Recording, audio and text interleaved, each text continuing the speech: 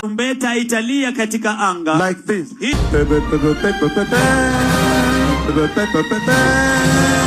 That is how the trumpet will sound.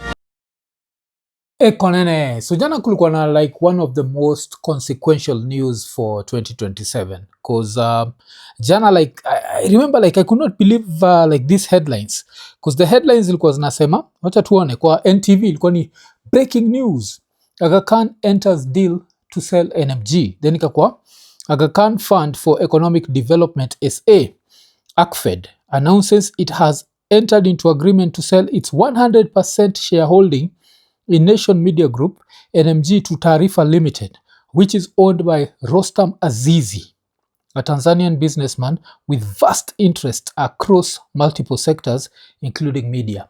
So, nationally report hivyo, as someone with mass interests across different fields and across different, but kwa mseka mimi nisikia jina Rostam Azizi nikashindwa like where have I heard that name before? Then I remembered like I had this name during the whole fracas when happened Tanzania last year. Unakumbuka during like the protests zile happen, and of course during the mass murders like was na happen. Like jina umse ilikuwa ina come up as someone who's pro-government. Najua. So alafu jina yake ina come up as someone who's very close with the regime ya Tanzania right now. And jina yake ina come up, a lot of this of course kuna zile ni conspiracy theories, like ukitaka kujua vile Rostam Azizi is an interesting character in Tanzania, there is a conspiracy theory that goes on. Of course vile nimesema ni conspiracy theory, it's never been proven, but amongst the Tanzanians who do not love Samia but the ones who loved Magufuli wanasemaga that umse alikuwa the last person kumit Magufuli. Your last me put in quotes too. So say all of a sudden amenunua Nation Media Group, and you have to wonder like what is going on here. And before you wonder what's going on here, I'd have to take you back, and nataka kutake back to something that happened. This happened in 2023, and one thing ile mupendaga kusema like mufil ni naonaga Wakenya wengi wakiwa na this chest thumping, yeah, this can never happen in Kenya, this can never happen in Kenya. And I always say 2007 was such a game changer, and 2007 taught a lot of people a lot of lessons, and one of the people who was taught that lesson was William Samoei Ruto. So check it, tumeanza na Rostam Azizi, tumefika kwa William Samoei Ruto. Yesterday, who bought Nation? It's not Rostam Azizi, it's William Samoei Ruto. So Ruto wants to control the media, and of course haizi tokea tu anunue Nation, najua lazima ipitie. Wewe mwenyewe jiulize, the Aga Khan Group, why would the Aga Khan Group want to sell anything? Those people are rich as fuck. Najua they don't need to sell anything. But his story ya Ruto kubai Nation Media ilianza last year, and I remember I saw this and I was like, this is bullshit. So kuna wale wase, they talk so much that sometimes when they say something they're like So kuna mtu anaitwa Anwar Sadat. This was on the 9th of September 2025 last year. Umse aliandika, as he entrenches himself as the most corrupt Kenyan president after buying the former opposition leader Raila Odinga, Ruto has now set his eyes on the fourth estate with the finalization of the deal to buy Nation Media Group. Kumbuka hii time yote si hatujui Nation Media inabaiwa. Then ikakuwa, the Mobutu of Kilgoris will then use state machinery to intimidate any independent media houses like The Standard that calls out his corruption as he completes the state capture of Kenyan economic system. Now more than ever, patriotic citizens must stand up to defend the nation. The government of Ruto is an existential threat to the republic. So nacheki, umsali bonga last year akisema that Ruto alikuwa anaenda kubai Nation, and I'd say like someone like me, I remember seeing that and I was there like this is bullshit. But then let me take you back to Ruto, when Ruto had been president for around 5 months only, when Ruto was one of the most popular Kenyans in Kenya, before it was cool to hate Ruto, because nowadays there's that, it borders on that coolness, like if you don't hate Ruto you're not cool enough. So ikabidi mpaka kuna wase waga like, why do you hate the dude? They don't know, they just so now let's go back to when he was really popular. This is what happened. Ilikuwa on February 24th, 2023. ilikuwa President Ruto, Taifa gas launch, historic milestone to our clean green energy. That's what he said. And who owns Taifa gas? Of course, this character called Rostam Azizi. So try and imagine that. This guy, very close friends with Ruto. Last year, there's a rumor that Ruto is buying Nation Media. And then all of a sudden, one of Ruto's best friends ends up buying Nation Media Group. So Nation Media Group imenunuliwa. Alafu hata tukigo back to ile kitu ile ni bamba ni kuna wasoni bambaga sana na hiyo like tukigo back to hii post ilikuwa ni as he entrenches himself as the most corrupt kuna msana anaitwa Otieno Alan aliandika boss he cannot buy that which belongs to the Khans. Okay, I guess alikuwa anamaanisha the other Khans. Never say never, man. Najua I really hate when people say that can never happen. I always find it to be very, I don't know what it means. Like I've seen the amount of sacrifice, especially the way people downplay like what the Gen X's and the baby boomers did and gave us this space that we have where we can be able to articulate our thoughts. I always find it funny when people say we can never go back. They're like, kumbuka nikikava TZ. When I was covering TZ, I kept saying that people are going to forget and move on. What happened? Kumbuka TZ, bodies were piled like on top. Kumbuka wase walikuwa like, yes, it happened. And the TZ one was, you remember, that was like crimes against humanity. Baka ikakuwa discussed in the EU parliament. But of course, they didn't do anything. Why? Because yetu ni hii. At the end of the day, ule msa naitwa nani? Msa naitwa King Leopold killed a lot of us, and he's not classified as the most evil human being on planet Earth. He killed more black people than wale wase wengine wale walidedishagwa. Nakumbuka wale wase wale wafai kutajwa. So there's that. Hatukuagi hivyo. Kumbuka vile Jirongo alidedi, nakumbuka nikiona beste yangu Gaido was there like, let's make sure the Americans they have to stop Ruto. Okay, the same Americans wale wamekuwa kisupport genocide. Those ones, they're supposed to worry about what's happening. And kwa nini kitu moja nilisha kam hata kabla niendelee na hapa nitakuwa nikibonga juu ya I'll do a whole other video about Dubai and what's happening in Dubai. And hiyo video nilikuwa na debate juu yake, like hii video nikifanya will I ever enter the United States of America? Sasa hizi nikasema like hiki kikaziwa ni sawa tu, unajua ni sawa tu, but it's a story that has to be said, how America ilienda up ikielect a moronic clown, and now humans will face extinction, because if there's a nuclear war, me and you will go extinct. All those people wale walikuwaga, oh, Trump is so cool. To notice how apart from that, so far like prices of vitu zinataka kushoot up very soon, because oil waga kila kitu. Damn, that's a story for another day. Wacha nisi digress. Wacha ni come back to Samoei. So Samoei ana play chess, lakini si tunacheza checkers. And this goes back to like one of my favorite movies of all time, inakuwaga hii movie Training Day. And kuna kuwaga na hii scene moja Denzel wako na nani wako na Officer Hoyt, nani actor play Officer Hoyt. So ni wacha niseme ni Alonzo, Denzel na Hoyt wako kwa gari, alafu Alonzo anamwambia this is chess, it ain't checkers. And that's what Ruto is playing. Wacha cheki. The shit's chess, it ain't checkers. The shit's chess, it ain't checkers. That's what's happening. Kitu ina happen ni Ruto ana plan hii kitu from very many sides. Kumbuka, let's go back to after the Gen Z protest. Sisi wote tukabaki tumesema that tunataka asiwa resign. Then what happened? Kindiki akatolewa as the interior CS. Tuka celebrate. Then Murkomen akaletwa. Kumbuka vile Murkomen aliletwa, nilikaa hapa nikasema Murkomen ameletwa juu 2027. Why? Because 2027 you're going to need a Matiang'i. That's the word I'm going to use. You're going to need someone who can unleash, who can command the police to unleash maximum violence on the people. Uhuru Kenyatta had Matiang'i. William Ruto has Murkomen. The difference is Murkomen, according to me, will be more loyal. Kumbuka ile time protests zilianza at the heat of last year. Ile time protests bado zilikuwa zinachacha.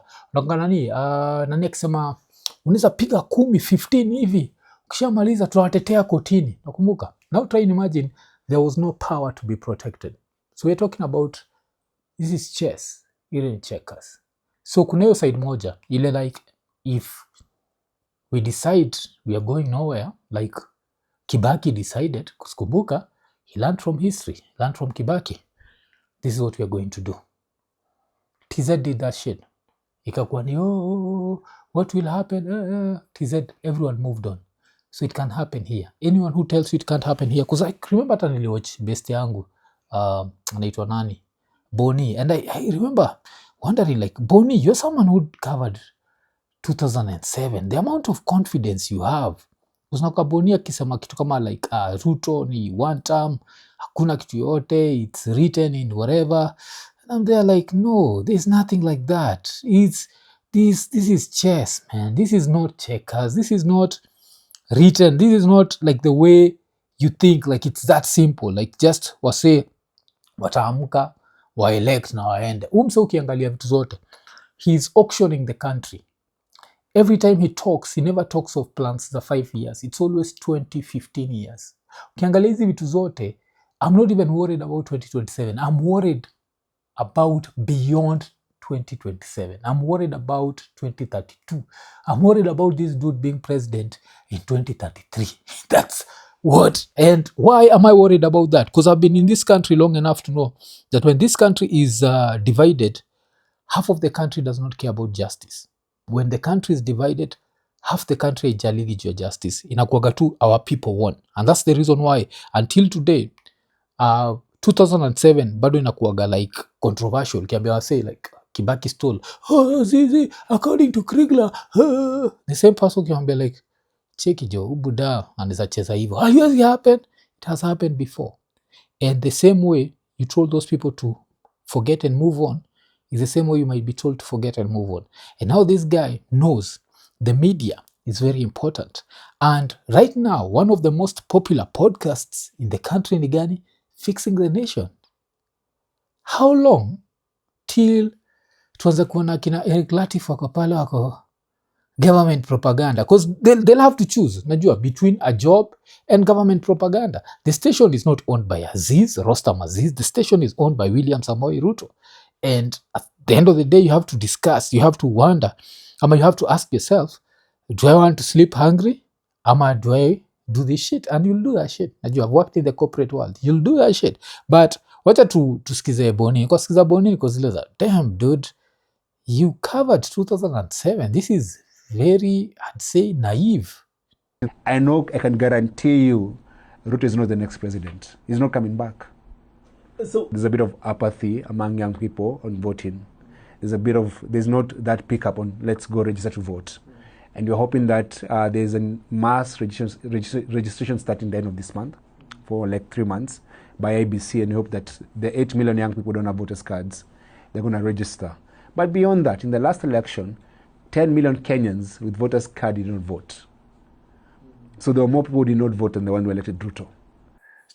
So this is how I look at it. If these 8 million people register to vote, that gives us a chance. If the 10 million people who did not vote end up voting, that gives us a chance. But as I keep saying, this is chess, Syrian checkers. There's never been violence on election day in Kenya, ever. Ever. Why? Because when there's chaos, there can't be voting. And hopefully there won't be. But the way I look at this is you have to look at this and know that everything is going to be used to keep this guy in power. There's no way someone who sold Safaricom, sold Kenya pipeline, najua. On top of that, started some ambiguous shit called the National Insurance Fund. Just bought Nation Media Group and airport inatengenezwa through some PPP that me and you don't know about. Ask yourself, is that someone, Talanta Stadium deal ya 100 billion that's supposed to be paid out as profit? Then wangalie nini tena? Wangalie Talanta yenyewe bado kulikuwa na 11 billion stolen, kuna SHA 11 billion stolen. Does that look to you like someone who's planning to retire next year? You have to start looking at these things and be like, you know what? We should not be this sure. And by me telling people not to be sure, this is not me making you lose hope. This is me telling you, like, don't take this shit for granted. It's time to tell a friend to tell a friend. Like, Buddha, ushavot, kuna trend flani licheki madem flani wanadu. It was really dope. So madem wanaonyesha like, this is my circle. Alafu wanaonyesha madem mabesi zake, and all the girls you can see it's their voters card. That's what I want to see. But anything less than that, ile mtu anajidanganya that if this thing is even close, and to me 1 million votes is close. It's even close, tutashanga. Tuendele. So you need to find out these apathetic voters. Those are the people that I'm actually trying to appeal to. These 10 million silent voters who don't go to rallies, they did not take part in the election. They said they can't choose between lesser evil. They said lesser evil is still evil. Those are the people you need to ask actually, who are you going to vote for in this coming election? So you have 10 million who did not vote in the last election, 8 million potential new voters, that's 18 million voters. Then you have maybe a couple of millions disgruntled. So there's going to be 20 million plus seeking for change in this country. I can guarantee you, Ruto is not the next president. He's not coming back. Cheki, hiyo ndio statement moja nilina disagree nayo. Never guarantee shit. Never guarantee shit, because it starts making you underestimate your opponent, and that's the last thing that we need to do. So let's go back to umse anaitwa Rostam Aziz. So Rostam Aziz, apart from, so now tusha establish yeye ni proxy wa Ruto. So it's Ruto who's actually buying Nation Media Group, and Ruto needs to control the narrative. Why? Because saizi media imekuwa na lot of anti-Ruto stuff. So if you look at Citizen, because iko independent, imekuwa na lot of anti-Ruto stuff. On the other side, kuna time moi Gideon alimit Ruto, tukachukua like Standard Group was gone. What ended up happening? Standard Group hiyo ika. So what do I expect to happen? I don't expect things like fixing the nation to end immediately. I'm a switch immediately, but it's going to be a gradual process. Remember, we still have till next year, August.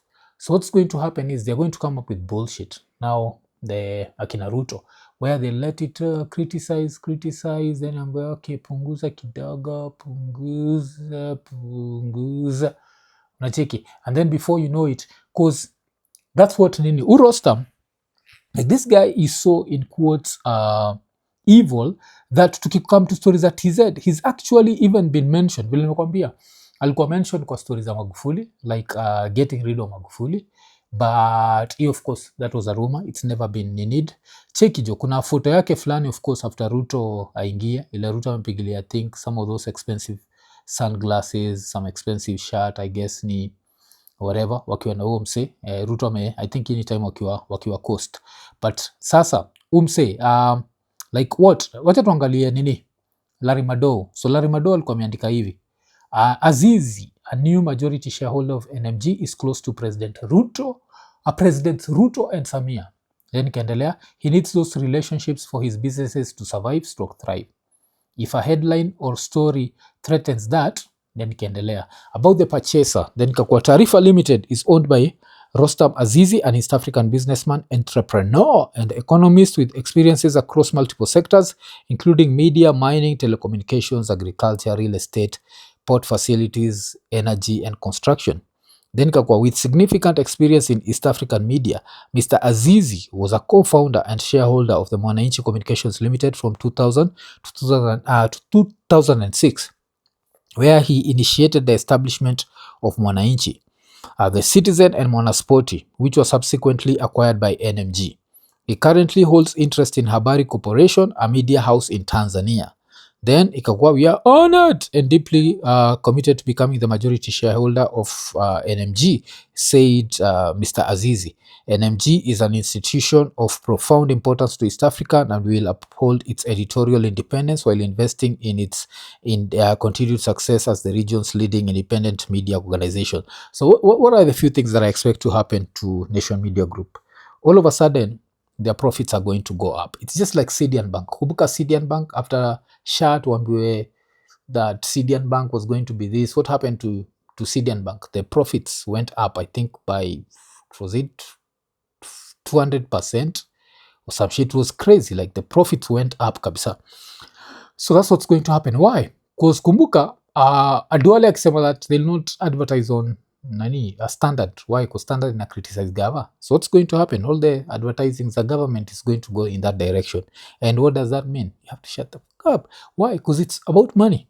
If I work there and have bills to pay, I don't care about, of course, angalia, are there people who can survive post NMG without NMG? Yes, mseka Eric Latif, yakikuja kwa hii space yetu, he'd still thrive because ashatengeneza jina. Unajua, he's made his name to that level. The two girls, I'm not 100% sure, and no disrespect to them, but they'd have to, unajua, they thrive in that environment. They'd have to, alafu kutakosa kunafala itaniambia ati nimesema hivi juan watu ni madem. Sijasema juu ni madem. Kuna madem wengi kwa hii side yetu na wana thrive. Sijasema juu ni madem. I have to put that disclaimer. That's the freaking world that American liberals wametuweka. Mpaka hawezi criticize madem before ichukuliwe ni sexist. It's just that Eric Latif tunamjua from Spice, and Spice alikuwa mbigi sana. Even after atoke Spice, I doubt, like, we rarely watch that show, like rarely sana. At least Buddha si watch nile Buddha aliendaga Radio Generation. Oh damn, now it sounds like I'm sexist. Oh shit, damn man. Oh damn, that sounded bad. Do I continue with this video?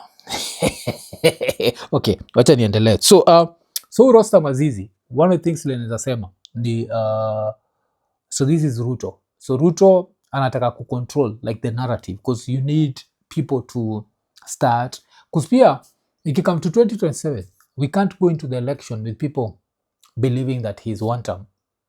It needs to be the uncertainty. 50-50, like, will he win?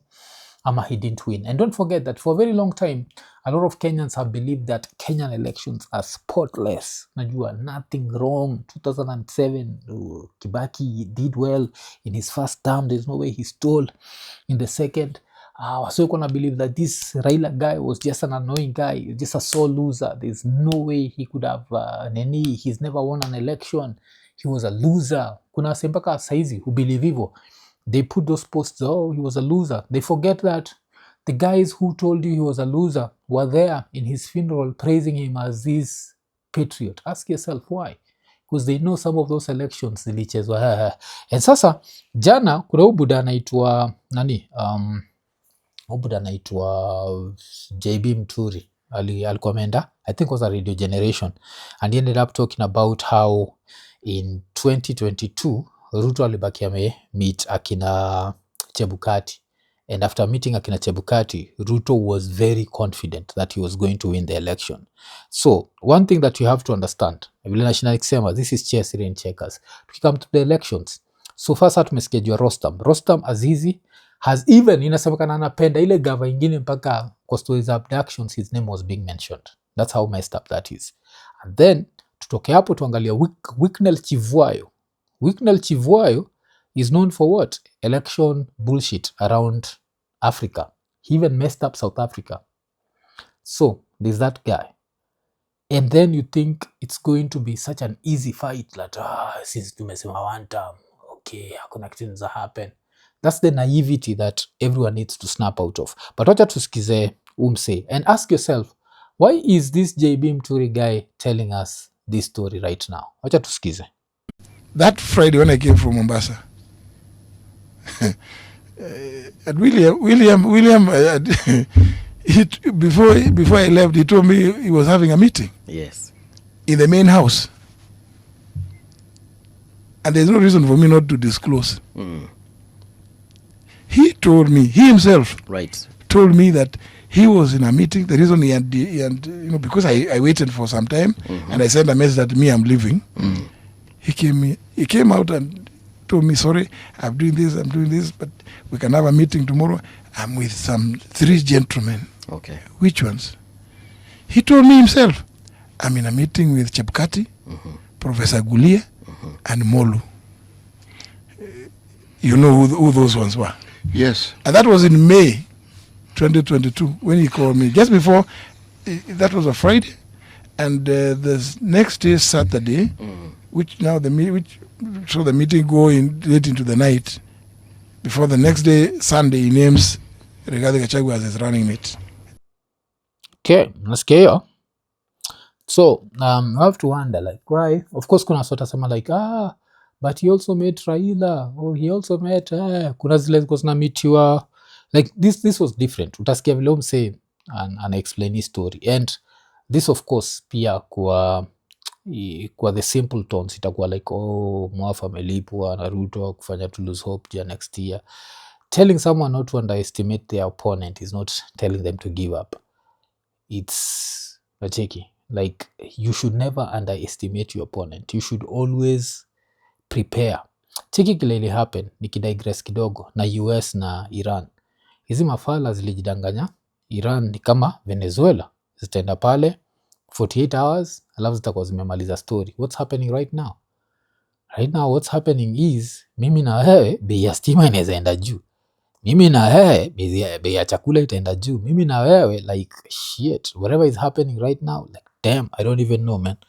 Like nikifikiria juu hiyo story pia nakuwa depressed. Yeah, okay, but wacha tusidigress. Wacha to go back to hii meeting ya Chebukati na Ruto. This is May 2022. Kumbuka Ruto was not the president. The president at that point was Uhuru Kenyatta. Right now Ruto is the president. Does he have access to Ethicon? I don't know. I don't think so. That meeting was not official. They were held up in the main house. Okay. In fact, the people who are coming there didn't know. He's the one, it is William who told me. The people he's meeting with. But now, you see, of course, he had confidence and that, I would... The two of you seem to have been very close confidants. You spoke about very many things in detail. Yeah, because I gave him the confidence that I'm not bothered about positions. And he was quite happy. I told him no, what we need to do is go for the win. Okay, so nacheki hiyo. So after your meeting alikuwa very confident. So every time nikiwatch Ruto and maybe I wouldn't say I'm a body language expert, but every time that I look at him, I don't see someone who plans to retire next year. Like that's the one thing najiambiaga. Like hakuna vile sana plan ku retire next year.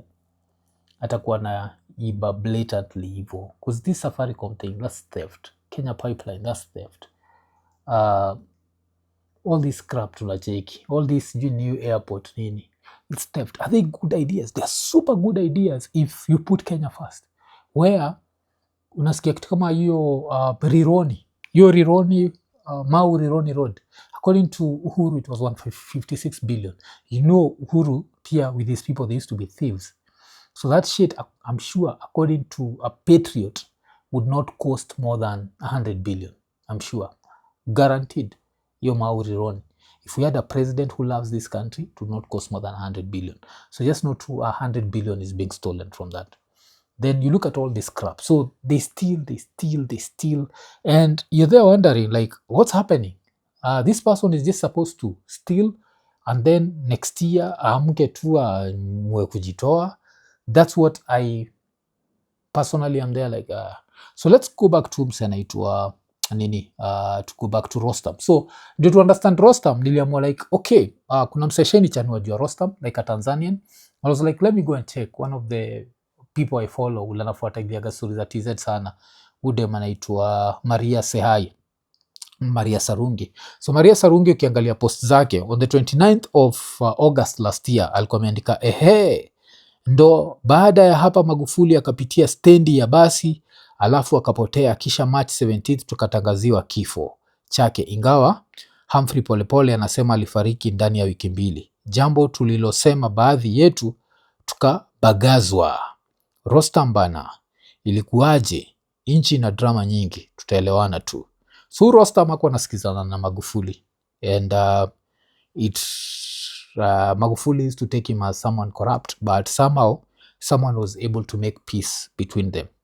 And when that peace happened, I think pia ilikuwa the fact pia alikuwa amesupport Lowassa. Yes, that was also, Magufuli was very very emotional dude. Yes, so if you don't support him, hawezi come ile time yuko successful. So eventually peace was made between them, and then after this meeting Magufuli akabaki amenini. So that's where the conspiracy came from, the fact that he endially of Magufuli. As I keep saying, it's conspiracy, non-proven what, but a big chunk of Tanzanians believe that.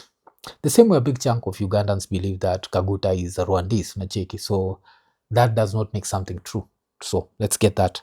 Alafu ikakuwa tena on the 7th of September alikuwa ameandika, usipokuwa makini Rostam, wenzako watakuangushia jumba mbovu. Mtaani kuna narrative kuwa wewe ndo uko nyuma ya utekaji unaoendelea.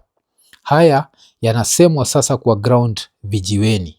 Haya, acha basi kufanya dhulma na simamia haki na dai Tundu Lissu aachiwe tufanye uchaguzi huru.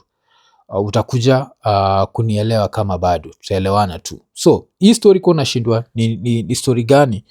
Another thing that inasemekana ni umse kuna vile alikuwa amekatika na Tundu Lissu. So there's that part where there's I think a political event that Tundu Lissu went to, and in that political event Tundu Lissu akaenda pa kibonga juu ya coal. Yes, Tundu Lissu was talking about coal and the way that kuna this time where he was driving somewhere and all he could see was these coal trucks. Hii coal truck inapita, hii coal truck inapita. So watu wakabaki wamesema that by doing that Tundu Lissu was now going after this guy's business, and this guy got so pissed that akabaki ameuliza ile gava like ni aje, I need you people to handle this guy for me, and this is how Tundu Lissu ended up in jail. Do I know how true that is? No, I don't. Najua, all I'm saying is this is a person of questionable character, and this person is going to basically own arguably either kwa watu wengine it's the biggest media station in Kenya, media empire, kwa watu wengine ni the second biggest, because right now I think come to revenue no one beats Royal Media, so I'd say Nation is the second biggest.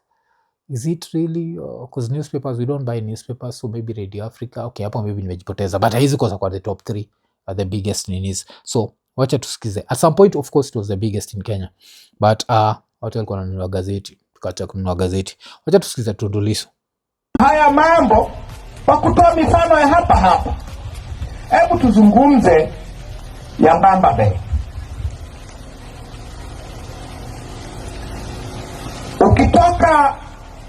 Ukitoka Dar es Salaam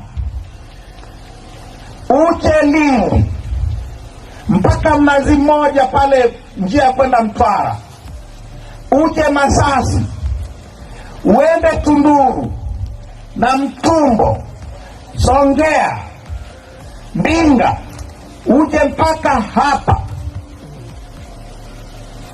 utakutana kama ukianzia safari yako Dar es Salaam mpaka hapa, utapishana na malori makubwa pengine zaidi ya 1,000 njiani yenye mzigo wa makaa ya mawe. Makaa ya mawe, coal. So hii speech ya coal ndio inasemekana that allegedly ilienda up a piece of womse anaitwa nani, Rostam Azizi, and then afterwards Rostam Azizi akabaki amedemand that this guy has to be arrested, and then he was arrested. That's how powerful he is allegedly. So unapitiki Tanzania leaks ilikuwa ni issue iliyofanya Lissu akamatwe kule Ruvuma ni ya makaa ya mawe. Baada ya Lissu kugusa makaa ya mawe, Rostam Aziz alipanic sana. Akashinikiza Lissu afungwe break, maana anatishia ulaji wa watu. No reforms, no election, ni tishio kubwa. Rostam anaogopa dili zake zinamwagiwa mchanga. So uni mse akikuja, anakuja akiwa 100% loyal to William Samoei Ruto. So one of the things that we expect to happen is saizi, I don't know how long it's going to take, but saizi itakuwa tukicheki tu Nation.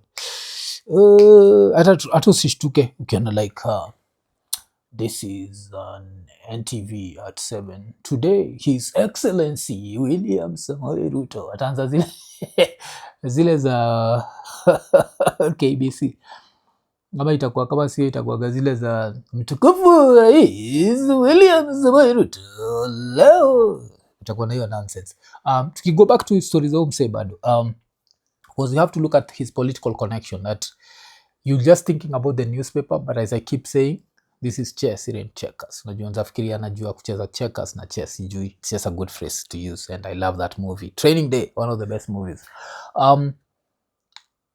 the fact that he can do the dirty job for politicians is what makes him super dangerous. Like right now, I won't even lie to you. Like we are looking at situations whereby now, okay, Umse amelan, what has he learned from the Tanzania side? That he can come and tell the Kenya side, you know, you can do this, you can do that. So, kuna mtu alikuwa ameandikia nani? Alikuwa ameandikia udem. Na alikuwa ameandika, dada, habari za kazi, hide my ID. Leo tulikuwa kituo kimoja tunacheza draft. Ghafla ikaibuka mada ya utekaji watu. Wakaongea mengi sana, lakini baadaye akaja mzee mmoja, ni mstaafu polisi kutoka makao makuu. Akatuambia mtu anayehusika na utekaji na mfadhili mkuu wa makundi ya utekaji ni Rostam Azizi. Issue hii aliongea kwa mafumbo sana. So yes. This is the first time ile tunaenda ku have like a media owner who is accused of any stories abductions, man. It's interesting, man. But hey, imekuwa very interesting. Like of course kuna wase bado wezi connect between the two, that Ruto ame take over, najua, and kuna raya zitakuwa in denial zikuzile za hata take over one time lazima happen. Mupendaga wasi wanakuwaga naive hivyo, because I understanding the Kenyan game, man. Like I always say, democracy was born in 2002 in Kenya, ikafika adole in 2005 vile tulifanyanga referendum, then 2007 ika go through something, and afterwards elections they always have that, where half the country thinks they're fair, the other half does not think they're fair. So now it's going to come 2027, and I don't know. Personally, I don't know. Najua, when you tell me that it takes to count 700 votes, it takes 3 days. Okay, 3 days, 700 votes. Okay. It's not even 3 days.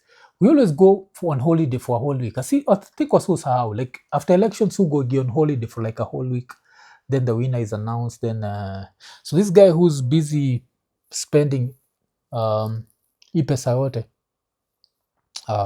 State House, supposed to retire next year. He might. Iko Nini, najua mwaka ni mpya lakini injili ni ile ile, LemFi. So kama uko US, uko UK, uko Canada ama uko the UAE na unatry kutuma do Kenya, baki umechangamka, ingia LemFi, utapaki umepata the most competitive rates. Lakini apart from that, on your first transaction ya $100 or more, utapata $20 sign up reward. So unangoja nini? Baki umechangamka, chap ingia LemFi. LemFi, international payments for everyone. Iko Nini. Right. Najua, but it's not going to be as easy as that. So wacha nini, Umse of course amekuwa ametajwa sana. Kuna ude moja ule alikuwa naive sana last year, and of course she's one of the most wanted in TZ. Why? Because she was encouraging people to protest. Demo yako based in America, anaitwa Mange Kimambi, alikuwa amebongaga still jo buda anaitwa Rostam. So this dude, his tentacles in like Tanzania politics, and you've heard even vile Larimado amesema he's friends with Ruto and ule mother anaitwa nani, Samia. So if he's friends with Samia, that means he saw what Samia did, and of course he approved what Samia did. So, and that worked, that formula worked. Like saizi naambiwa ukienda TZ, of course kama Kenyan it's risky, but for Tanzanians TZ is back to normal in quotes. People just go to work, people go in the evening, watu wanafinyana huko Kinondoni, watu wanafinyana huko Kariakoo. Chikinajua places za TZ Kinondoni. Okay, sawa. Wacha tusikize Mange Kimambi. Habari zenu wa Tanzania. Sasa hivi, kama mlisikia kipindi cha nyuma, serikali ilisitisha mkataba na Songas, ile ya pale Ubungo. Walisitisha mkataba wakidai kwamba sasa hivi wanaweza kusupply umeme wao wenyewe. Sasa guess what? Walisitisha ule mkataba ili kuwapa Songas pressure kuuza kampuni.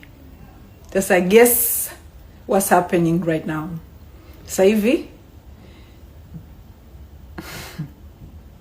Rostam Azizi akiwa na Abdul wako njiani kuinunua Songas. Kwa chukua Abdul ni nani? Abdul ni yule mtoi wa ni son. Yes, Abdul ni son wa the health is that person called son ule mother. Huyu Abdul pia inasemekana alikuwa involved kwa nini? Utekaji. Yes. So I don't know. So there is that. So kuna hiyo nini. So nikiangalia story yote and maybe one of the posts ile nilicheki, of course nilicheka ni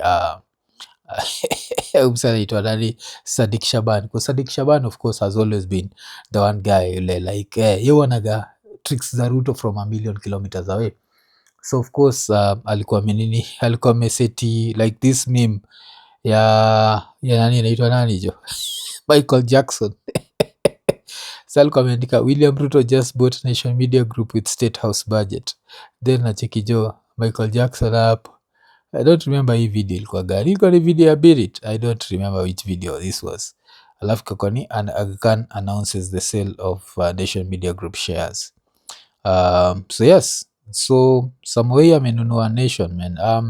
I don't know what's going to happen, but everything that I look at, I see anyone who's underestimating William Samoei Ruto and his urge to stay as president, even beyond 2032. Anyone who is underestimating that is naive, and anyone who thinks that that can never happen, inakuwaga very stupid statement. You can never happen. Inakuwaga like, damn, like I don't know why people say that. Literally there's a saying, never say never. Mumuishigi na hiyo principle. So all these freedoms that we have, I always believe they can be taken. Najua like how can they be taken? Of course, if first of all tukue hatuoni vitu from far, and that's what happens when you become so comfortable. You're there like it can never go there. So that's why nakuwaga hivyo. Of course, if Kenyans say no, watakuwa wamesema no. Is it going to come at a price? It's going to come at a very high price. Nachiki. Why? Because to these people, Kenya is a business. Jua Kenya Pipeline, Safaricom, Talanta, SHA, tumesahau mabillions za SHA, all these things. It's thievery. For them, Kenya is just something to milk and something to steal from. And because of that, anyone who stands in their way, they don't care. I don't know how Ruto nafikiria Nation Media can switch the narrative, because it's interesting. Like if you bought inaitwa nini? Like if you bought if you bought Royal Media, it makes a lot of sense about changing public narrative. Why? Because Royal Media owns vernacular stations, owns this. So I don't know if kama watafanya Nation hivyo, you own more stations, maybe that's going to happen. Kumbuka QFM used to be there. Are they going to start other stations? Because remember, right now the station is owned by Samoei, so it can get frequencies za radio. But frequencies za radio are hard sana. But now the station can get that. Is that what they're trying? Because to me, right now, who reads a newspaper? Like during when I was a child, budangu alikuwa na, like when the days he had money, he'd buy 3 newspapers. Buda alikuwa mjaka mbaya. So alikuwa ananunua Nation, ananunua Standard, and once in a while ananunua Kenya Times. But mostly ilikuwa Nation na Standard. When ile time ilikuwa na do. Time amesota, of course ilikuwa hanunui chochote. Mimi siwezi kumbuka the last time nilibuy gazeti. Nacheki. So that's the difference. Like yeye akiwa adult. So Nation used to be the shit. Remember, like it used to be the shit. Mi ushaisikiaga nikibonga, and this has nothing to do with Aga Khan kununua, but ushaisikiaga nikibonga nikisema like when I used to work on radio, one of the places I enjoyed the least working at was Nation Media. Nakumbuka, like I've said that this has nothing to do with Aga Khan. It was just like there was a lot of guesswork going there ile time before kama funge QFM, so I didn't enjoy my stay there. So yeah, kuna hiyo, but now I don't know why he feels like he needs that. Maybe wanataka kupush a certain narrative which to me makes no sense, cause unajua gazeti, nani ananunua gazeti? But maybe they know something that I don't know. But I also just controlling a giant like Nation maybe makes sense. Najua maybe the columnists wanaweza lipua kitu, cause nicheki kama columnist tu moja alikuwa ameuliza swali fulani, and it was sad to see, man, because I think maybe as he asks this question kuna vile maybe ana expect an answer, an honest answer, but ilikuwa mtuma madhio, alikuwa ameandika 2 questions on people's minds. Mr. Rosters a fig leaf for other background investors, of course. What does the Aga Khan's decision mean for press freedom in Kenya, East Africa, and Africa in general? What happens to now the former Aga Khan's values that the nation fought for? Democratic societies, free markets, rights of minorities, East African integration and pride in our African identity, good governance and respect for human rights. Will Mr. Aziz protect these values with the same zeal and fortitude? And your answer lies in Tanzania and what happened in Tanzania. And I can comfortably tell you that Mr. Aziz is going to take those values and basically panguza his kundule with them. Where the sun don't shine. That's what I expect to happen. So Mr. Aziz is just the face. Otherwise, this is William Samoei Ruto. Yes, Ruto has a new media conglomerate. Naitangwa hivyo jo. Acha tucheki now. How is he going to shape public opinion with it? I don't know, because I don't think that's the right media to buy. Maybe the right media to buy ingekuwa convince SK Mashari amuzie ile ingine, because there now you can control. When you have Nation, when you have Citizen TV, Citizen Radio, hizo makina Mulembe, whatever, Chamuge, Musi, Inoro, whatever, you can. But ingine, good luck to him, man. But you know, when you have so much money, you can spend it on, so yeah, in conclusion, acquisition make any financial sense, but it makes political sense. Najua, even politically, I don't know if it makes 100% sense, but of course, to be able to control a conglomerate kama Nation Media Group, there's something to be gained there. Because if I look at it from a business point of view, I'd have to look at it from what Nation Media Group was when I was in my 20s to what it is right now. Like, let's say ulinunua a Nation Media Group share, ilikuwa in my 20s. I think the price was around 300 shillings. So wacha tuangalia. Let's just do that. So yes, historical peak, highest price ilikuwa approximately between 350 shillings to 400 shillings per share. This was hapo in 2006-2007. Kumbuka hii ni before internet became internet. Unajua, there was no social media. Basically, hakukuwa na social media. Yes, because Twitter was not good for media all over the world, especially like print media. Then this was during the Kenyan stock market boom before the 2007-2008 crisis, of course, that rigged election. Then long decline, the 2010s. During the 2010s, several factors pushed the price down. Then ikakuwa ni decline of print newspaper advertising, because now came like sisi sasa kuna ile time tulifika tuko like we were not buying newspapers like that, so we were starting to watch TV more. There was more access to TV, funnily enough, and more access to radio. So with that, what happened? Like less and less people were buying newspapers, because don't forget, at some point, like time Budangu alikuwa ananunuaga gazeti. Why? Because even hakukuwa na stima. Ile keja tuko tunaishi, kuna time ilikuwa tunatumia tu batteries kusikiza radio. So nachiki now, when there was access to electricity, access to steam, radio, advertising ya nini kaanza kuenda down, because now my FM pia zimejaa kila pahali. So hiyo hiyo ni long decline ya the 2010s. Then pia shift to digital media. Saizi ma 2009 washaanza kwa social media ishaanza kukuja. Naweza sema shift to digital at come to maybe 2015. Hiyo time ndio nakuka wase kama kina nani, wanaitwa nani, maboy like Jemole msee akifanya kile alikuwa anafanya, cause so then kakuwa ni increased competition in news and advertising, reduced profitability.